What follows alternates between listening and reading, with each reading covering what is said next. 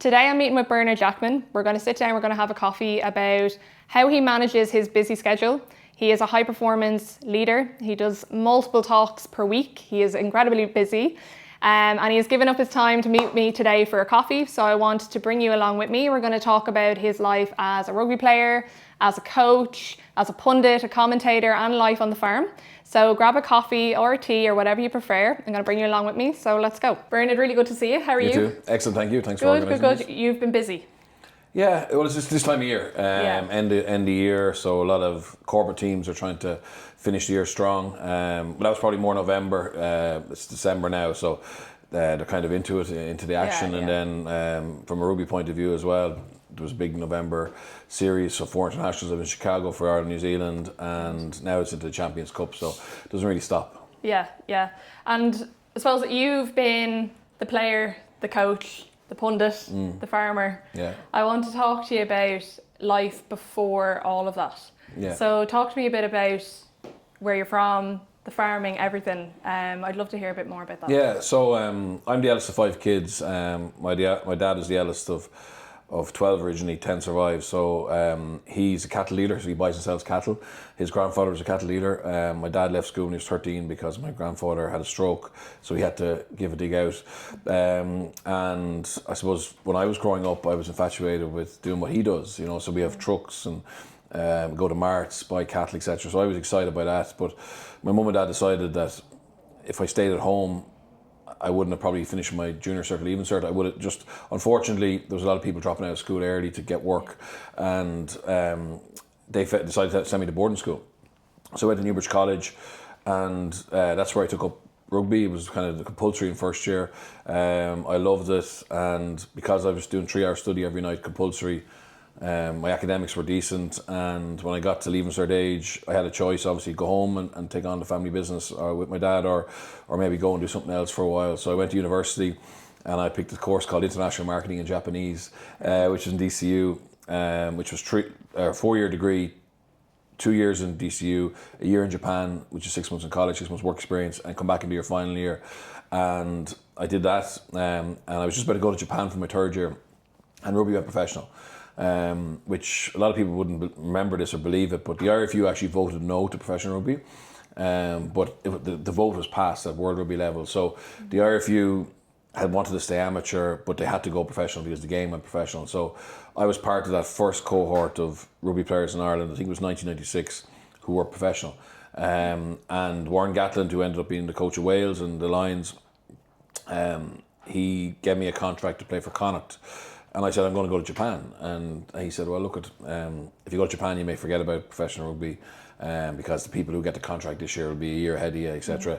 But he valued education, so he allowed me to transfer into a business studies degree and combine that with playing. So I ended up getting a business studies degree instead of an international marketing and Japanese degree, and became a professional rugby player and did it for 14 years. So, very lucky. Very good. And I suppose talk to me about studying Japanese and business and all. Did you enjoy that? Yeah, I did. Like it was totally new to me. It was a very difficult language. We started 26 started in our class and 4 graduated. Now, I was one of those who dropped out, but I think I was on course to finish it. You know, I was on course to go to Japan. A lot of people dropped out in the 1st and 2nd year rather than after doing the year in Japan. A very difficult language, but I enjoyed it. I enjoyed the challenge of it. Yeah. I enjoyed doing something a little bit different, a bit outside the box. And I was really looking forward to getting to spend that year over there, which was 6 months in college over there and then 6 months in work experience. And Japanese culture is so different. Yeah. I was excited, and I've been to Japan a few times. I went to the World Cup in 2019 to commentate. I got my first cap there in 2005. So I do enjoy their culture, their society. But it's a slight regret that I didn't get a chance to live there for a while. Okay. Do you think you'll ever go back? Well, maybe. There's opportunities to coach over there still, even though coaching isn't really on my radar at the moment. But I would like to put that 2 years to good use somewhere down the line. But yeah, at the moment, no short-term plans. And I suppose, how was life as a rugby player? It was great. It was tough. I think the funny thing about, I'm working with a business, or I started working with him in the summer, and the owner said, look, I want I want to bring a lot of the elements of professional sport into how we operate. You know, and I said, how often do you do feedback? And he said, oh, once a year. You know, we've reviews once a year. Whereas probably professional sport and professional rugby, from my point of view, you get feedback like, I think you can get feedback 4 times in 48 hours. So if you miss a tackle, you know you miss a tackle. You probably hear the groan from the crowd is the second time. You read the Sunday paper and you see your rating. That's your third feedback, and then you go into the environment on a Monday morning, and your defence coach shows you the missed tackle, and you talk through it. So that can be quite hard, but it's also a great way of actually getting better. And I eventually kind of, I suppose, worked out that any feedback I was given was to make me better and the team better, and it wasn't a personal kind of slight on me, which probably early in my career, because I'd been used to being reasonably good at the levels I was playing at, and not really probably being responsible for the game not being won or something like that. And then obviously the higher you go up, the higher the standards are, the better you have to be, the better everyone else is. So the difference between being high performing and not is often how quickly you can learn and adapt and grow. Yeah. And that's something that I work with athletes as well, and that's something that comes up quite a lot, is how to not completely identify as just the athlete, but also Bernard Jackman, right? So who you are outside of your sport, not to tie your identity and your whole performance to just your sport. Do you feel like that ever? I think it can, because it's your livelihood. So the challenge is then.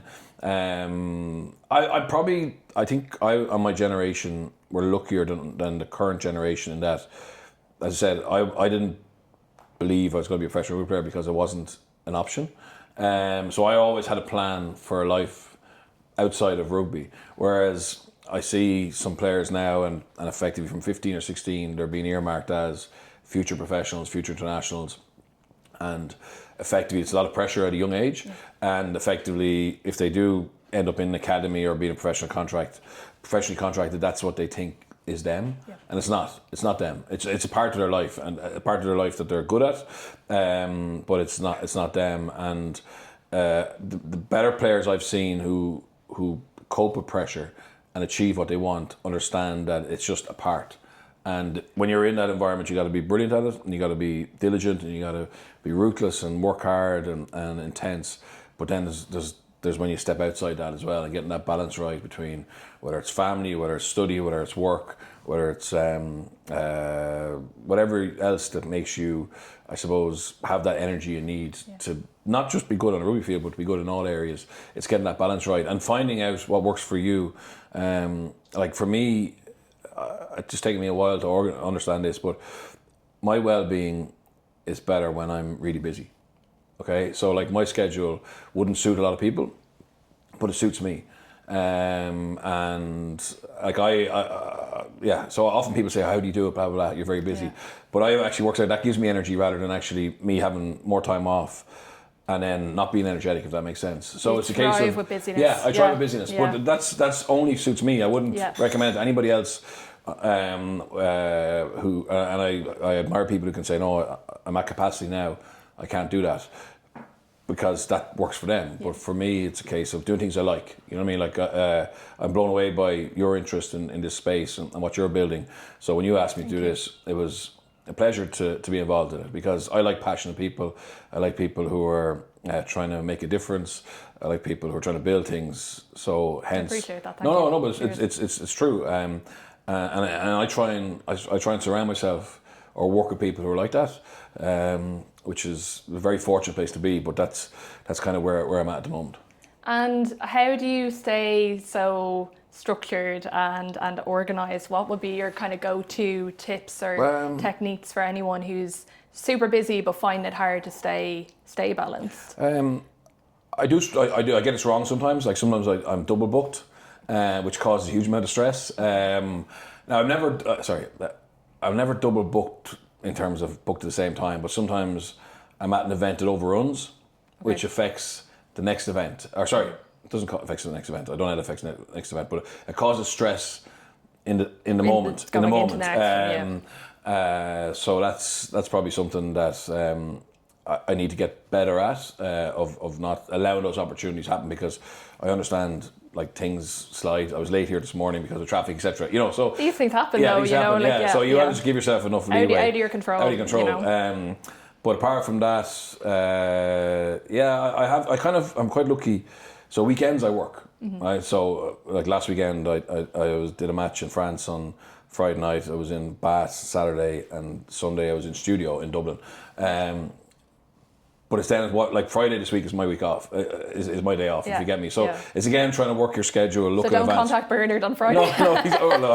No, but that'll be my Saturday or Sunday really this week. You know, it's just the way it unfolds. But I think that's the key, is for me understanding that every so often you need to get a bit of downtime, do some family stuff, and recharge a bit as well. Even though I like being busy, there's a limit to what you can do. Yeah, no, absolutely. Like recovery essentially is so important as well. Like you have to have just a day or even a couple of hours off where you're just like for me, phone is on airplane mode, right? And I'm switched off. I'm with family, I'm with my partner, like I'm with David, and we just, or the dog. We recently got a dog as well, so that's kept us busy too.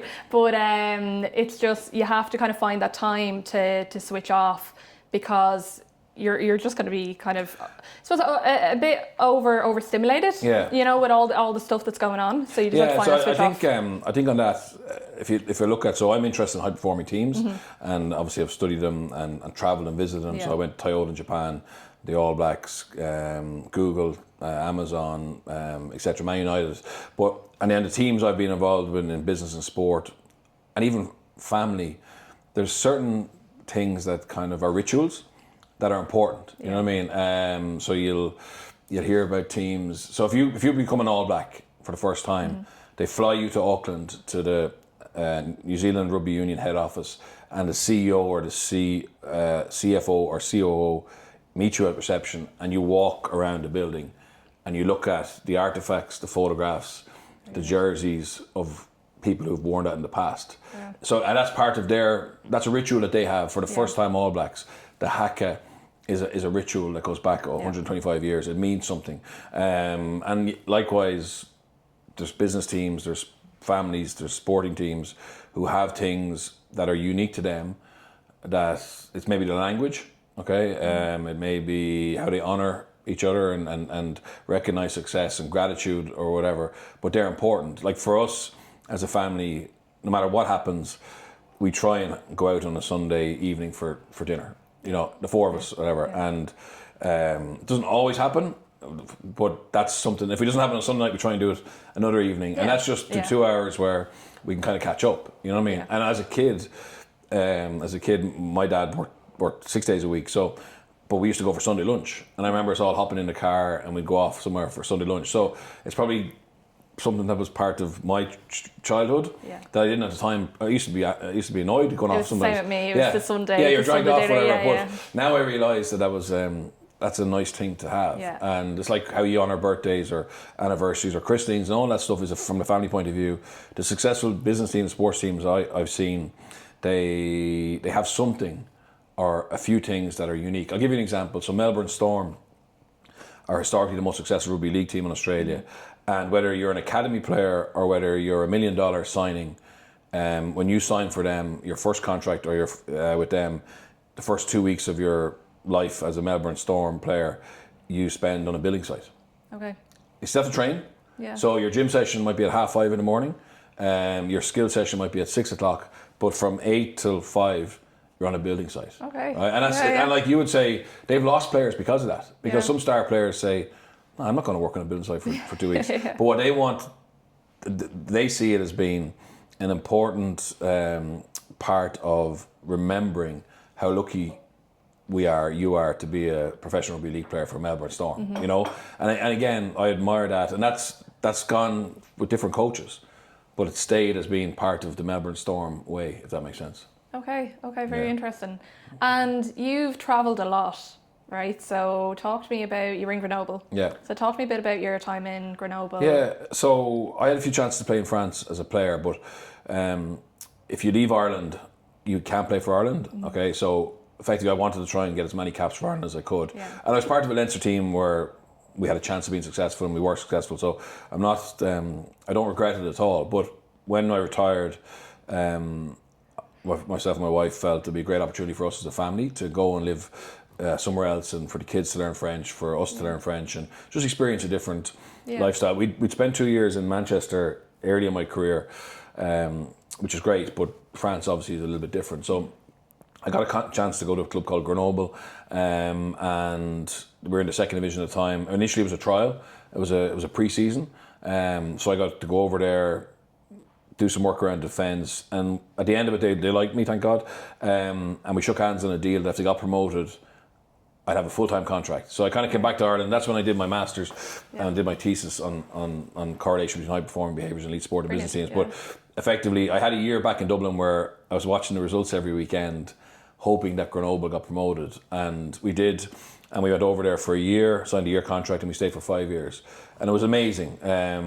I studied German in college, in school, Japanese in university. Neither of them any good. So you're great at languages. Yeah, no, I'm not. No, neither of them any good to me over there. I wish I did French, but I just dove into, like, again, trying to learn something new, like a language at 35, 36 is hard. It's much harder. I don't know why. But my brain wasn't as equipped as it had been when I was younger to languages. So it was a real struggle. I did classes that the club put on for us because we had lots of foreigners, but also I did extra classes, and within 6 months I was able to coach in French. Okay, now, in actual fact, Marta, I don't know if you agree with this or not, but I actually felt it helped my coaching because I had so many ideas, right, and so much that I wanted to give players technically, tactically, but I kind of not understanding, and if I was speaking in English all the time, I think I would have overloaded them with information, right? And just because it made sense to me, because I was obsessed about it, wouldn't mean it made sense to them. You're able to explain it to them. Explain to them, in the detail I needed, and understanding the different levels of learning. Sorry, the different methods of learning that every player would have, or capacity to learn in a short space of time. So I actually used to have to sit down every morning and go, what are the 3 or 4 really key messages I need today, and then how do I say them in French? Okay. And then actually it condensed it all. You know what I mean? And I was leaving out a lot of stuff, which I think in hindsight was actually good. You know, didn't mean I couldn't do a one-on-one with a player, and like detail is really important, but sometimes you can overload the message, and if you can just give them the 3 or 4. Joe Schmidt used to use it, who coached Ireland and Leinster. What are the rocks of your game? You know, what are the things that you will live or die by? And again, from a defensive point of view, I kind of started to prioritise those, the fundamentals of our defensive system, or our attitude, or whatever. And to be honest, I think that was a really good lesson for me. And likewise now, when I'm dealing with, like, I'm so lucky. I'm working with companies in AI. I'm working with companies in finance. I'm working with companies in data. And I don't have a great level of depth of knowledge of any of those things. Okay, but I'm not being brought in to be an AI expert. High performance. And again, but what are the 3 or 4 really important things that group or that team or that leader can take that will help him or her create more cohesion, more harmony, better relationships, a high performing environment, whatever it is, rather than trying to, like, I know a lot of people say the 1%ers. But I'm more focused on the 80 or 90%ers. You know, interesting. 1%ers are really important, but I think if you don't get the fundamentals right, they actually won't have that big. Like, I think only really high performing teams should be chasing the 1%ers, in my opinion, exclusively. They should be more concentrating on what are the rocks or the nuts and bolts of what they want to do. And also, people learn differently. So when you're teaching with high performance, like you were saying, there's like 4 to 5 things that you focus on mainly. Whether you're working with an athlete or someone in business or a manager, the same 4 to 5 fundamentals apply. You probably find you just have to kind of switch it up when you're going in and you're chatting with them. Yeah, Marta, I made an error on this. So I'll give you an example. So when I went to the Dragons in Wales, I was coaching a guy called Gavin Henson. Okay, so Gavin Henson is a very famous rugby player, brilliant, highly talented. He came to Dragons at the end of his career, but he was an iconic player in Wales, and an iconic player in our dressing room. We had a lot of young players, and we were trying to give them a lot of information as coaches because we wanted to change how they played. And I kept stressing to the players the importance of bringing a notebook to the meetings, so that they could actually take notes and look back at them later on at night to help with their learning.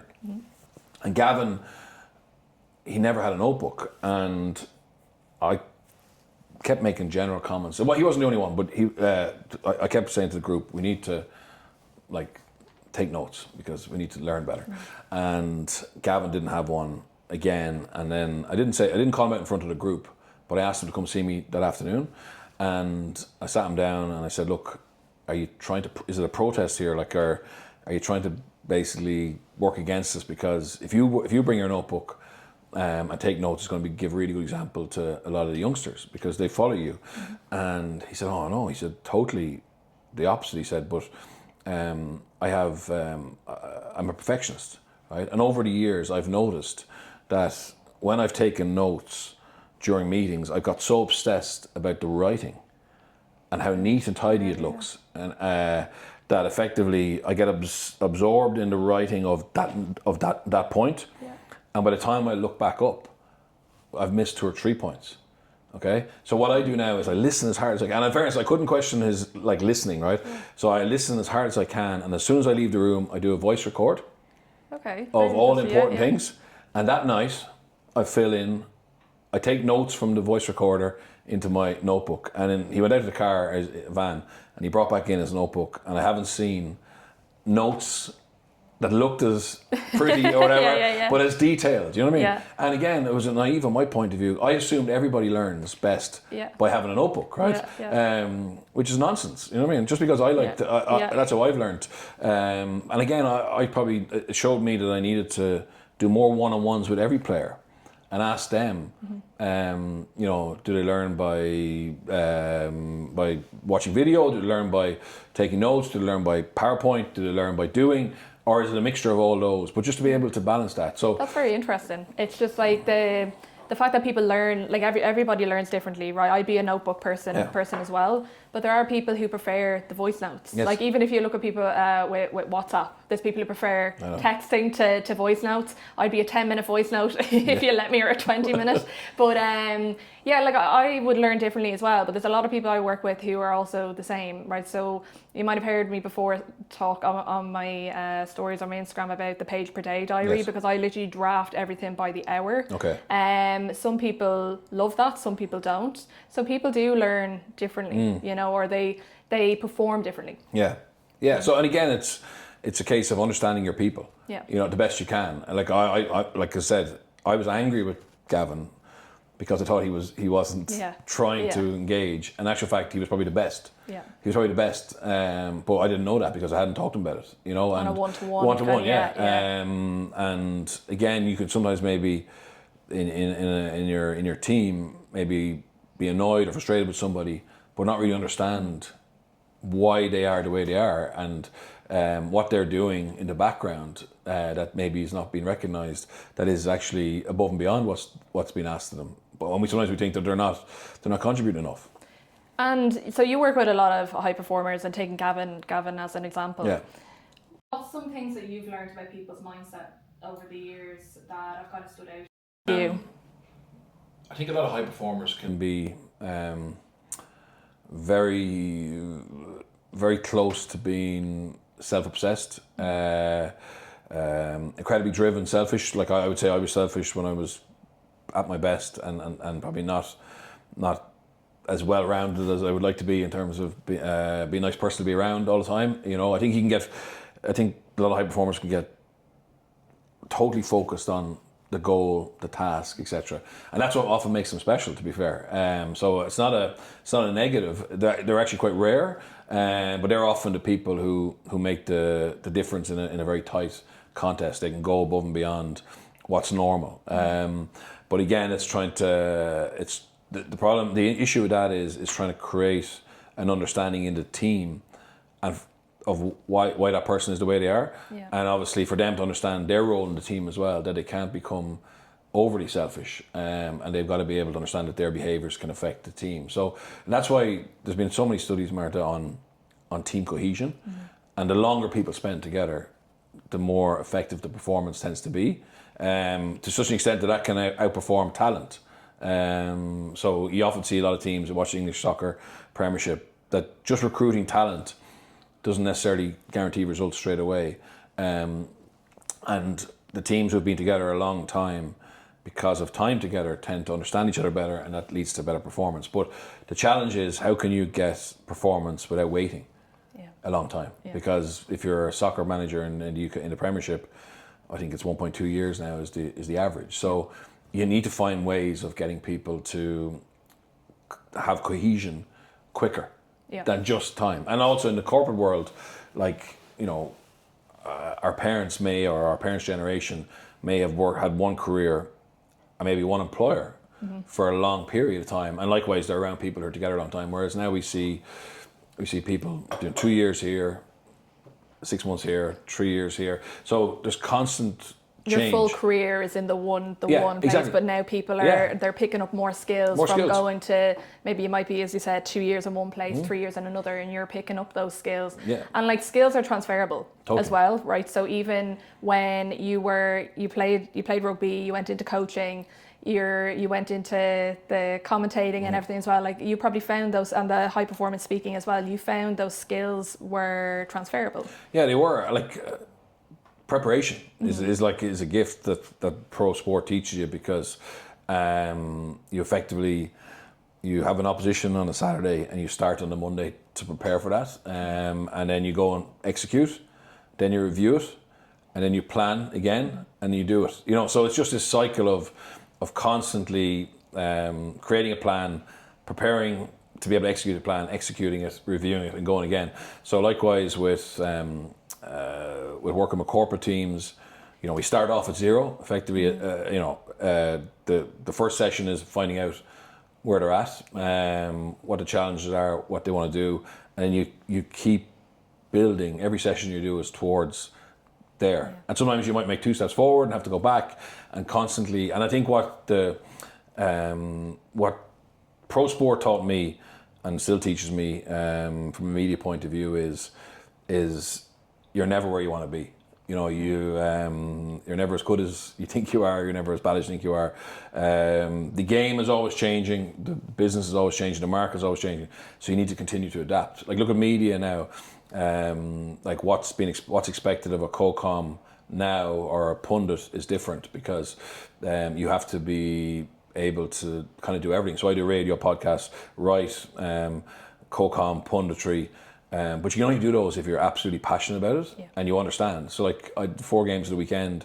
If I had to study for those games, I wouldn't have had enough time today. As in, if I didn't already watch these teams and know these players over time. You've been spending so much time going in, learning everything, and that takes up a lot of mental, like, brain capacity to do that as well. So you're just kind of going in and you're going in, Martha, with things you think you have to say, rather than actually be able to react to what's happening, and know the background. So I said, like, I'm so lucky that things I do I really enjoy, and whether that's rugby or I went to Olympics with Horse Sport Ireland, so I was head of high performance for the show jumpers event, or dressage. I knew nothing. Sorry, that's a lie. I used to go to the horse show once a year and have a few drinks. I wanted to ask you about that. So go on, But like, so I had to become passionate about those sports. You know what I mean? Because I knew if I didn't become passionate about them, I wasn't going to learn it enough. You know what I mean? The only way to really get deep understanding is to actually learn to love something. And that was amazing, because they're treated 4 different very sports, because we also para dressage in the Paralympics, which is amazing. But they're 4 very different sports. They're all horse people, but yet because of the discipline that they take part in, it's different, right? But yet they're all entrepreneurs, they're business people, they're coaches, they're riders. They compete 48 weeks of the year as individuals, and then suddenly you put them in a team. And they've got to compete as a team. And sometimes in the same, actually, normally the same weekend, they would have a team element and an individual element where they're competing with their team. Whereas in GA or soccer or rugby, you play for Man United and you play for England or Portugal. You know, when you play international football, you're going to be against each other. But in general, you play together. Whereas here, they're individuals way more than their teams. And again, it's that whole thing around, being able to leave your individual differences behind to come together to represent your country at an Olympic game. So it was phenomenal. Again, I would say the same traits I've seen in Formula One or in rugby league or football or rugby union. High levels of self-belief, resilience, drive, desire, self-analysis. Another thing I'd say, Marta, is a lot of elite athletes are very hard on themselves. 100%. Sometimes too hard. Yeah. And you'd see that. And don't understand that. And that comes from the driven. It's also the ego as well. Exactly. So you never think you're good enough. Yes. Right. And that's why I always say reflection is so important. Like reflecting back on your achievements. There's always self-doubt that might creep in when you go to take action towards another goal. But if you look back on your achievements before, you've already achieved that before. Yeah. You've achieved something very similar to that. Yeah. So if you're able to get through it once before, why can't you get through it now? And that's always how I get people to look back at their achievements and list them. I always get athletes and also people in corporate as well to list 5 things that they achieved in their career, so that before they're about to go out and do public speaking or go out, whether it's a fight or a match or anything like that, literally just read that piece of paper and remind yourself of what you achieved before. Because straight away your brain's just going to go to all the negative things and why you shouldn't be here and why you can't do this, but you have to remind yourself of that. Is that something that you feel like interesting. So I remember, so I think sometimes we don't look back, or I think the balance I would say between positive talk and positive actions and positive footage is 80-20. Right, that's what you want, right? Like it should be 80% I'm really good, 20% I need to work on this, whereas often it can be the reverse, that we very rarely look at what we're good at. But the example I wanted to use is Bernard Jackman, who I was lucky enough to play with, unbelievable player, unbelievable leader. He around his 28, 29, he had a bit of a dip in confidence and form, and he was doubting himself. And a sports psychologist was involved, and he went off and made a highlights video. Right now, Bernard Jackman puts in Bernard Jackman YouTube. The vast majority of the clips are highlights, but basically he made one for him, and Brian watched it, and he realised then what he'd already done. You know what I mean? And why wouldn't he be able to do it again? And he ended up doing another 7 or 8 years. But probably that's obviously a good while ago. But I think at the time we were going, wow, that's like it's so obvious. But we never do that. We never would want to look back or write down our strengths. You know what I mean? If you like, I've seen athletes and if you ask them to do their strengths on this page and their weaknesses on this page, they nearly run out of pen on the weaknesses. But they often struggle to think of the page they could fill full of strengths. So like I'm sure you see this all the time, and it's a big part of your work, and that's why it's so beneficial. But I would say that we need to be better at that. We need to be better at understanding, and also not being afraid to go, that's not really why I'm in this team, or that's not what I can bring. I'd love to be. If that's really important, I'm willing to learn it. But these are the 3 things that if you employ me or if you lean on me, that I will bring. And I actually enjoy them. I know I'm good at them, and that's where I can add value. Because your brain is naturally wired to lie to you, essentially, right? We're all wired to lean into the negative, and that's why it can be so easy to write down so many weaknesses.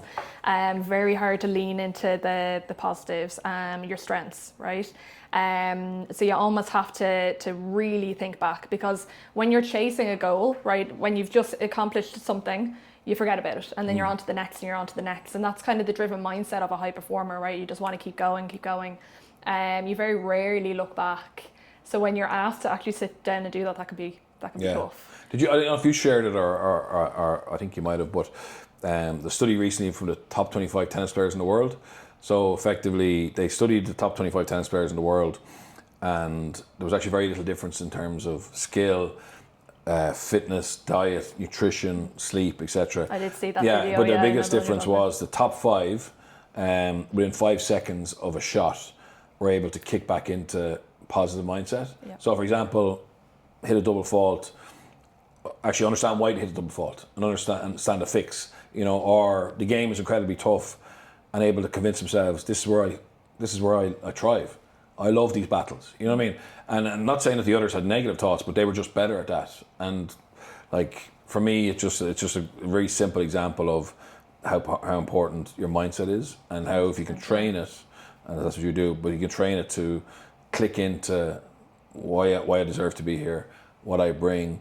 You have a far better chance of actually being able to achieve your potential then. It's neuroplasticity, right? So you can literally train your brain at any age, right? There's a lot of people who think like, oh, I'm too old. I'm wired now to be the way I am. These are my habits. This is my routine. But you can change if you want to, right? And it's all about wanting to as well. It's all about that self-awareness as well, and being aware of what you want to change. And if something's not working for you, then But I think, Martha, that expertise for people like you is much more widely available now as well, which is great. You know, I don't think there's really any excuse for athletes or business people or educators or whatever you are to continue to have those doubts and demons without trying to find a way to improve it. You know, like there's so much information out there, so many experts. But that's great, because as I said, when I was a kid, it was kind of the people who I don't know if they even naturally had it. Maybe they got it from a school teacher, from their parents or their friends. I don't know whether it's created or nurtured or you're born with it or nurtured, but the people who naturally were able to have that positive mindset tended to do better. And there wasn't really the education for the others. You know, so it's definitely more readily available now than it was. Exactly. Yeah, it's brought into schools a lot more now as well. Schools, colleges, you know, like even with athletes now, it's like a lot of people have sports psychologists, mental performance coaches. So back when you were playing rugby with the team, were there sports psychologists or mental performance coaches readily available? Towards the end of my career, and I benefited from it massively. So this sounds stupid, but I found rugby really easy. Okay, so I never had any fear on a rugby pitch of the things that some people have fear of, which is tackling, scrummaging, getting hurt. I was very much more comfortable there than I might have been on a stage or in front of the group. But I had a massive negative psychological aspect around one part of my game, which is one of my main functions, which is line-out throwing, right? Yeah. So I would have spent time like hoping during the game, basically, sometimes dreading the next line-out, because I didn't feel I had mastered that skill, and I felt it was a weakness for me, which actually made it even worse. You know, so you lose the first one, you'd have a bad throw the first one, or the opposition intercepted, and then automatically my mind used to be going, God, the coach will be thinking now, maybe prepare to sub, you know, like even though that wasn't the case, but that's what you're. So this is where kind of the negative things come in. But then that would I'd be running around the field thinking about the next line out, even though that mightn't happen for 10 minutes. You know what I mean? And I had loads of things to do in between that didn't really, I was lucky enough, it didn't affect them, but probably I definitely could have done them better. Why do you think that was the main thing that kind of showed up for you? Because I was later than others to moving into that position. Okay, and I probably wasn't naturally good at it, right? And then I didn't have a strict plan to get better, so I would chop and change my technique regularly, right? And then obviously, once you change your technique slightly, you kind of go back to zero. I wasn't able to control my mind, and that was definitely a big factor. So I wouldn't have long periods of flow, if that makes sense. I wouldn't have long periods of being really comfortable with it, even if I had a really good day, which should mean that I should be comfortable next week. I wouldn't. My doubts would come back in, and my fears around it. So we got a sports psychologist came into Leinster in 2007, and I was asked if I wanted to work with him, as we all were. It wasn't compulsory, so I started to work with him. He didn't have a clue about rugby, all right?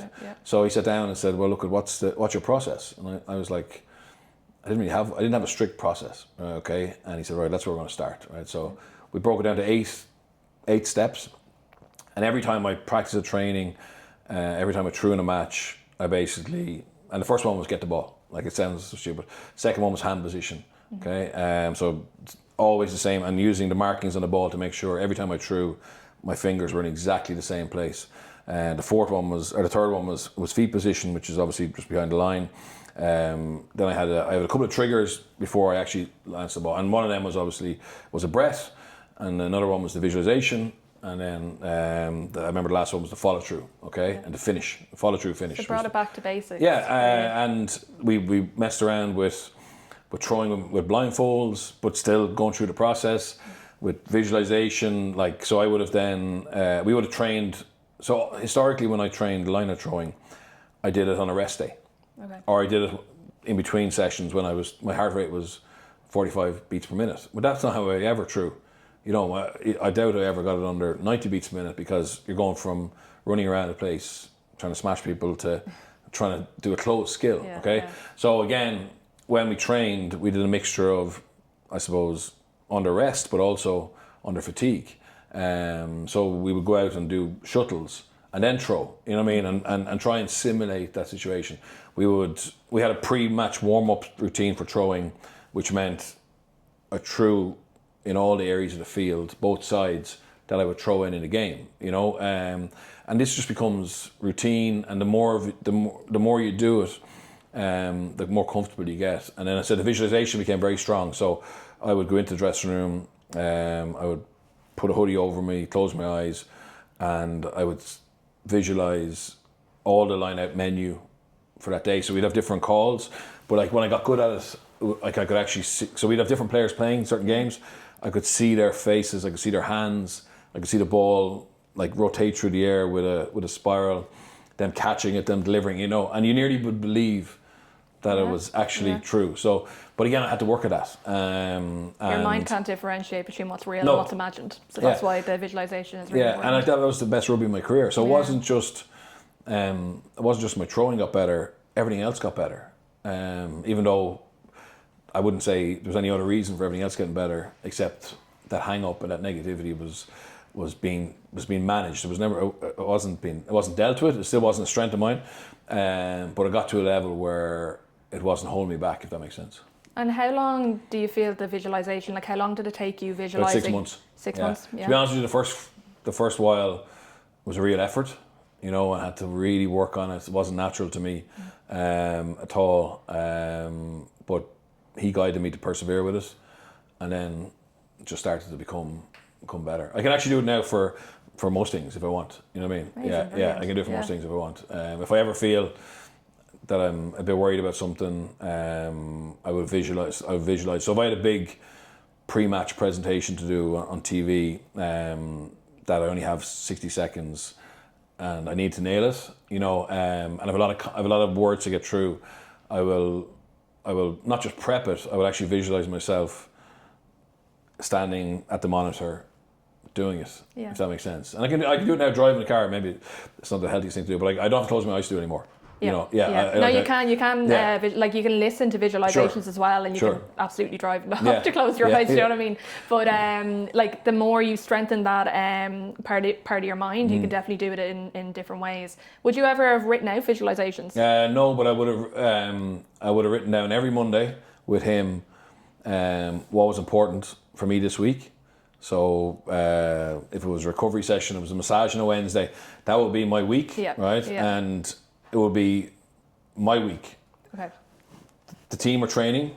Yeah. I was doing all those things, but this was my week and what I need to take off. And then in the dressing room before the game, an hour and a half, I would go through it and tick it. Yeah. So effectively saying, well, this is what I said I need to do this week. Mm-hmm. I've done all those things now. Yeah. So surely you're well prepped, right? And again, it just gives you that confidence that I deserve to be here. I've done the work. And look. Was there a sense of accomplishment then at the end of it means you're looking after business. Yeah. Like, you know, so I always say, and I didn't come up with it, but like effectively, even in a team sport, you're CEO of your own business. Mm. So effectively, Bernard Jackman, the rugby player, is CEO of that corporation, even though it's not a corporation. In that, if I need a sports psychologist, it'd be like needing a CTO. Yeah. You know, if I need extra flexibility, I need to go and see the S&C and the physio and get a plan. So it's this whole thing, and then you say, right, well, look, I've owned this week. These are the things that are important, and it doesn't necessarily mean you're going to play well. But what you do then on a Monday is you go, yeah, but was that plan right? You know, I got 2 massages, but should I have done another session of fitness instead of massage? You know, and then you adapt it and you commit to the following week. So it was weird. It was such a simple thing that we would do on a Monday, and then pre-game I would just check it off. You know, and sometimes, to be honest, I miss something. Yeah. And you have to go, right, am I going to let that be the excuse? Yeah. Or am I going to actually just go and adapt to it? Because the opposition... Not to let it impact. No, exactly, but not like just that cold thing around, well, because that's really important as well, because sometimes, and you've got loads of fighters, etc. Sometimes your plan isn't the plan that it needed to be, but you still need to win, or you still need to find a way to perform. So it was never any harm just sometimes being able to go, right, but now what happens if the opposition do this? You know, have I got the plan B, plan C? But without getting too much in, you want to execute plan A if you can. Yeah. You know? Like sometimes what I do with my fighters and players as well is that imagine something not going the way, like it's kind of an opposite to visualization, but like imagine it not going in the positive way, right? What would happen if you fell to the ground or anything like that? Like how are you going to come out of that, right? Because then you're not taken off guard when or if it happens, right? A lot of people might be against thinking that way because you're going down the negative route. But with fighters specifically, there's a 50-50 chance that could happen, right? So you have to also visualize, well, if that happens, what's your next move? How are you going to come out of that? And that's what I work on with them as well. And the feedback has been quite positive with that as well, because again, when it's 50-50, you have to imagine that too. I think we all need to be adaptable. We need to be adaptable. We need to be reactive. You know, I try and say on a Monday morning, if I'm reviewing, you know, a game from Saturday, it's easy to be the Monday morning quarterback. You know, where in hindsight we should have done this, but the really good analysts, the really good quarterbacks, the really good players, they're able to react and assess what's actually happening in a game or a match or a fight and adapt and execute and still win. And on Monday morning, kind of be able to review it, saying, could I have foreseen that? You know, why didn't I see that? Maybe there's no reason why. Maybe it was top secret. But often in rugby, you'll see that team use something that they used against you a year ago. They might have. So a lot of coaches will look at the last 4 games, or look at the last 6 games if they're very detailed. But what often is the case is, well, what did that coach that you're playing against do against a team similar to you somewhere else? You know, so and be able to maybe identify that and spot that and prepare for that. Absolutely. I want to actually ask you about when you left rugby. Talk to me about that time, and I suppose how you dealt with leaving something that was such a huge part of your life. I would have to say I dealt with it better than I think is the industry norm as such. I think a lot of players struggle, and I feel for them. I think I was in a very lucky position in that I wrote a book, so I had to promote that, so that took away some time. I went back into the Masters. Again, I hadn't studied for 14 years, or 12 years, so challenging myself to be in college, be in university, be one of the older people in my class, you know, understand how to build relationships with lecturers, with students, work on group projects, etc. I had a young family, so I think Ava was 3 and Ben was 1, so yeah, that occupies you. And I was planning to go to France, you know, so we were looking at the opportunity to go to France. So I felt it was easier for me because I was incredibly busy, but busy doing things that I'd never done before. Does that make sense? And I was, because of the book, I was getting to speak to a lot of media to promote the book, and I was starting to create opportunities for further work in that field. And again, that was new to me. So to go back to a match on a Saturday as a radio co-commentator was giving me purpose that Saturday. And I was walking into a stadium with a job to do rather than walking into the stadium and sitting as a fan, which I absolutely am a fan, but that would have been harder. It would have been harder to go, well, I've no role here. You know what I mean? You kept quite busy. Yeah, I kept quite busy. Yeah. And do you feel that also was a big part to you dealing with leaving better? 100%. Yeah. Yeah, but like I can understand why someone would say I want 6 months downtime. I don't want to be told where I have to be on a Tuesday morning. You know, I'm not. I don't know if it would work for everybody, but certainly for me, it made that transition. And then I went to France and I had to learn a language, and I was still in the game. So, like my story is very different than the most ones. Like I think the ones who struggle. I'm generalising here, but the ones who study the most go into a kind of a 9-to-5 corporate environment straight away, and that's very different than the dressing room. Do you know what I mean? Whereas I said mine was a bit of university, bit of PR for a book, bit of media, doing a bit of everything. Do you know what I mean? Yeah. So and a bit of my own time, like free. Whereas so, as I said, I wouldn't. You can't copy and paste my way. Some people wouldn't suit them, but it definitely helped me.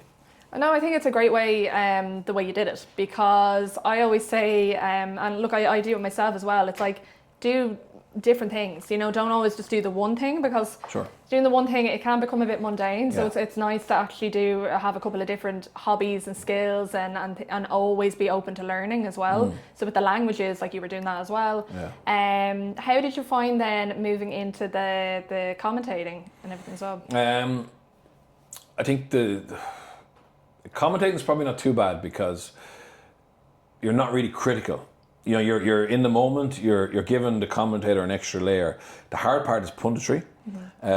So being pitch side post game and your team underperform, and you have a choice whether you cover up for them or you call it out, and then your relationships can be damaged by that. Now, I would say I've been very lucky. So this is my 15th year as a pundit as such, and a lot of I'm in quite. So normally what happens is if you're critical, you basically withdraw, right, and you go to games, and you're isolated. You're a journalist, right? Okay, and players don't give you any time, coaches don't give you any time, and there's a line in the middle, a line in the sand, and you've crossed that line. I don't want to cross that line, but I'm prepared to cross it if I have to. But so I have to call it as I see it. Even this morning I did a pod for RT, and I reacted to I suppose a press conference yesterday. A good friend of mine, Mike Prendergast, who's the Munster coach, spoke out about a law change that he doesn't agree with. And this morning I argued the case against him because that's what I believe, if that makes sense. You know, it's just a difference of opinion, and I think that's what my job is to give my opinion, but to do it You went with your gut, authentically, right? And not look for clicks, not look to be sensational. Unfortunately, some of the things I say become clicks or click driven. But as long as I'm respecting the athletes, respecting the coach, understanding the challenges of putting something together on the field, and understanding that doesn't always work, and it's like the Goldilocks porridge, right? So there's the right temperature, okay, and getting that right temperature often takes time. Okay, and doesn't mean that the coaches and players aren't aware of it. They very rarely will admit it because that's not their job, and they're often way harder on each other. They're always way harder on each other in private, but publicly they will always back each other, which I totally understand as well. But sorry, my point is that I have to. I'm lucky enough that I MC some events that the players are. I'm interviewing players, right? Yeah. And up till now, I haven't had anybody have a go at me, which they would, you know what I mean? And as I said, and I think that they understand that I do my prep. Absolutely, I could be wrong more than 50% of the time, whatever. It's only my opinion, but it's based upon passion for it, trying to understand it, having been in their shoes as a player and a coach, and not being authentic has served me well. To be fair, I'm lucky. Like I interview Andy Farrell, I interview Johnny Sexton. I'm friends with Johnny Sexton, and we would argue. Like we had coffee yesterday, and we would argue, but it's done in a way that's basically both of us giving our opinion and trying to work out what the best way of playing is, or what the best way of refereeing is, or whatever. So I enjoy that. I'd hate to be falling out with people, but I understand I have a role to play, and it's way easier when the team are doing well.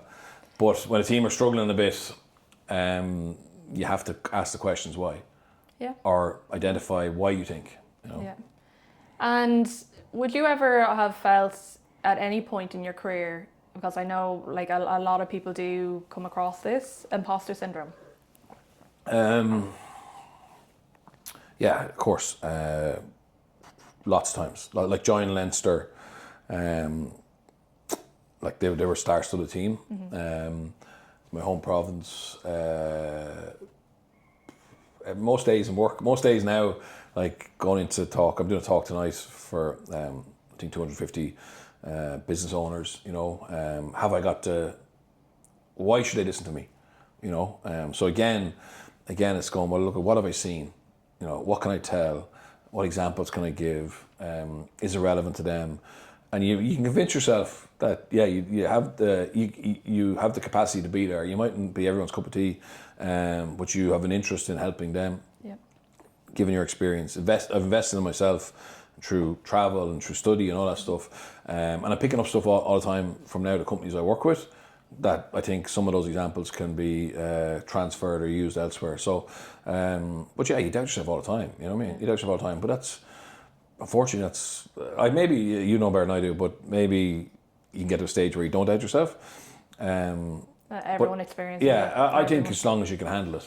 You highlight your achievements. Yeah, exactly, you kind of look at what you've done before again. What we were saying earlier. You look at your book of business. Exactly. Look at your book of evidence. Don't try and be everything. Just be good at what you're being asked to be good at. Yeah. And it's not. I'd love to be. I said I'd love to be able to get rid of it. I'd love my kids not to ever have it.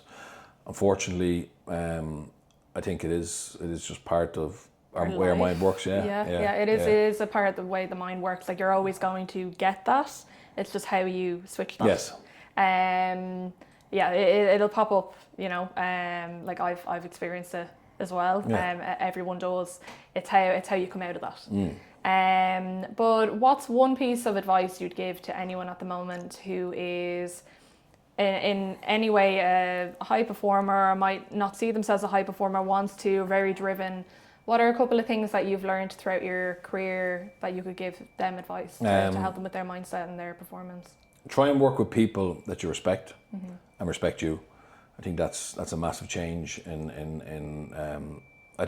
think a lot of people now won't tolerate anymore to be talked down to or disrespected, which is a great thing. Unfortunately 20 years ago that was seen as being part of the job. So try and find people, I wouldn't say like-minded.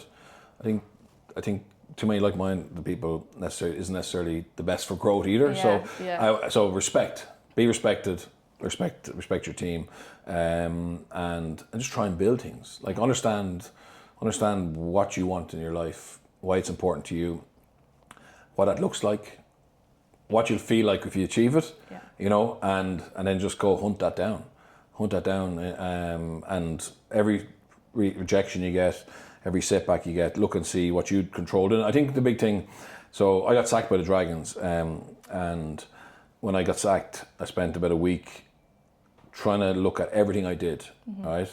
What I did well, what my strategy was it the right strategy, why it didn't work, and what could I have done better.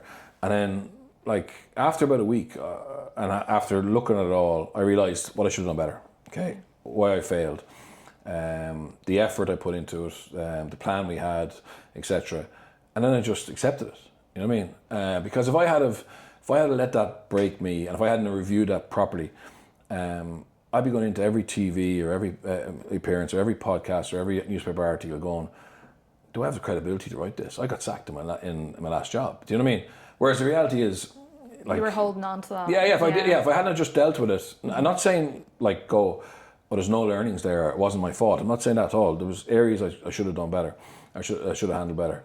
But accept those and go, yeah, that was my fault, but these weren't my fault. Yeah. And overall, I can look back on that and say, well, threw my hat at it. And historically, it wasn't a successful franchise and hasn't been a successful franchise since. But that's beside the point. Is, did I do my best? What can I learn from it? And in actual fact, I'm probably a better pundit because of that.